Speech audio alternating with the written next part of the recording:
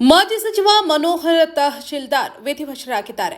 ತೀವ್ರ ಅನಾರೋಗ್ಯದಿಂದ ಬಳಲ್ತಾ ಇದ್ದ ಅವರಿಗೆ ಬೆಂಗಳೂರಿನ ಚಾಮರಾಜಪೇಟೆಯಲ್ಲಿರುವಂತಹ ಶಂಕರ್ ಆಸ್ಪತ್ರೆಯಲ್ಲಿ ಚಿಕಿತ್ಸೆಯನ್ನು ಕೊಡಿಸಲಾಗ್ತಾ ಇತ್ತು. ಆದರೆ ಚಿಕಿತ್ಸೆ ಫಲಿಸದೆ 80 ವರ್ಷದ ಮನೋಹರ್ ತಹಶೀಲ್ದಾರ್ ನಿಧನರಾಗಿದ್ದಾರೆ.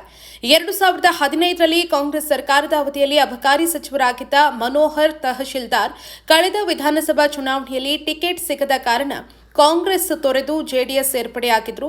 ಲೋಕಸಭಾ ಚುನಾವಣೆಯಲ್ಲಿ ಜೆಡಿಎಸ್ ತೊರೆದು ಬಿಜೆಪಿಗೆ ಸೇರ್ಪಡೆಯಾಗಿದ್ರು.